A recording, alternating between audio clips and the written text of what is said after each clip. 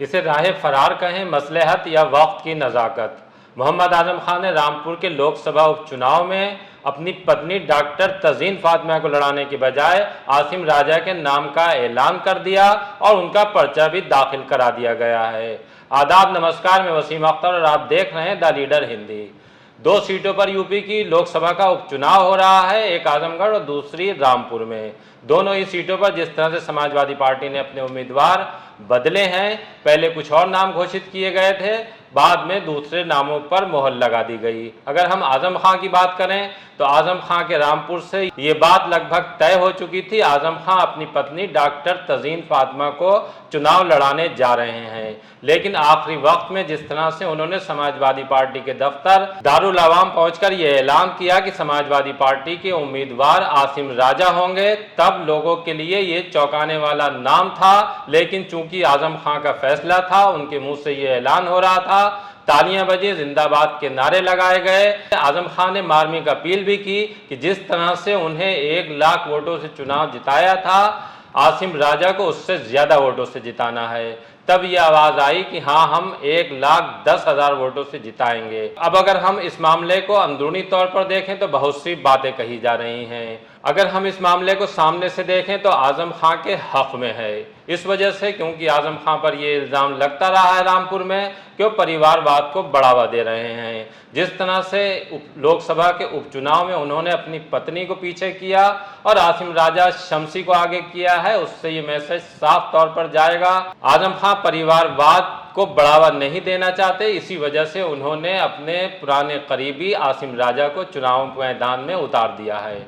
लेकिन जहां तक अगर हम तारीख की बात करें रामपुर के चुनाव की, तो रामपुर में समाजवादी पार्टी जया प्रदा या फिर आजम खां की बदौलत लोकसभा का चुनाव जीती है। उससे पहले तमाम चुनाव समाजवादी पार्टी ने लड़े हैं, कैंडिडेट भले ही बदलते रहे, लेकिन वो जीत हासिल नहीं कर सकी थी। हाँ, इतना जरूर हुआ था कि आजम खान ने एक बार जब अपने पुराने दोस्त फिरासत अली खां को चुनाव लड़ाया था, तब वो इतने वोट ले गए थे कि नूर महल को हार का सामना करना पड़ गया था। बहरहाल इस चुनाव में क्या होगा ये तो नतीजे वाले दिन गिनती के बाद ही पता लगेगा। लेकिन जिस तरह से अब भारतीय जनता पार्टी से घनश्याम लोधी और समाजवादी पार्टी से आसिम राजा मैदान में आए हैं, सीधा मुकाबला दोनों के बीच ही होने जा रहा है। आसिम राजा का नामांकन दाखिल कराने के लिए आजम खां और उनके बेटे अब्दुल्ला आजम नहीं पहुंचे। कुछ नेताओं और कार्यकर्ताओं की मौजूदगी में उन्होंने नामांकन दाखिल किया है।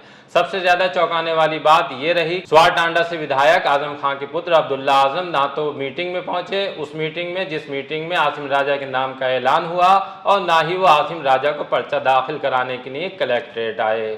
कहा यह जा रहा है कि अब्दुल्ला आजम अपनी मां डॉक्टर तज़ीन फातिमा को चुनाव में लड़ाना चाहते थे। आजम खां कुछ और ही सोचे बैठे थे। हालांकि उन्होंने डॉक्टर तज़ीन फातिमा के नाम से पर्चा लिया था, लेकिन बाद में ये तय हुआ कि आसिम राजा उम्मीदवार होंगे तो उनका पर्चा दाखिल करा दिया गया है। केंद्रीय मंत्री मुख्तार अब्बास नकवी भारतीय जनता पार्टी के उम्मीदवार घनश्याम सिंह लोधी का पर्चा दाखिल कराने पहुंचे। इस मौके पर मीडिया ने उनके बारे में उनसे ये सवाल भी किया कि आपको राज्यसभा नहीं भेजा गया है, और जिस तरह से उम्मीद थी कि आप लोकसभा चुनाव लड़ सकते हैं, लोकसभा में भी घनश्याम सिंह लोधी को उम्मीदवार बना दिया गया।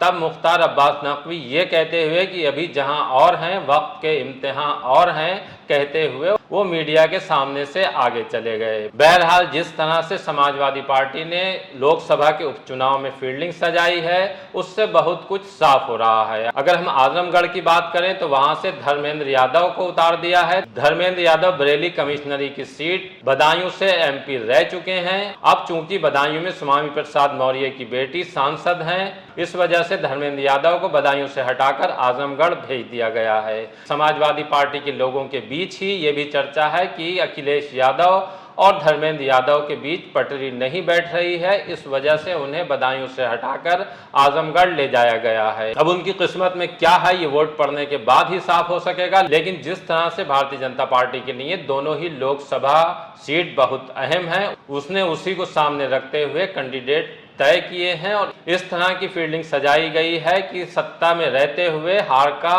सामना नहीं करना पड़े। भले ही अभी वोट पड़ने में वक्त है, लेकिन रामपुर में भी इस बात को लेकर चर्चा है कि केंद्र और उत्तर प्रदेश दोनों जगह ही भारतीय जनता पार्टी की सरकार है। ऐसे में भारतीय जनता पार्टी के मुकाबले चुनाव लड़ना समाजवादी पार्टी के लिए आसान नहीं होगा।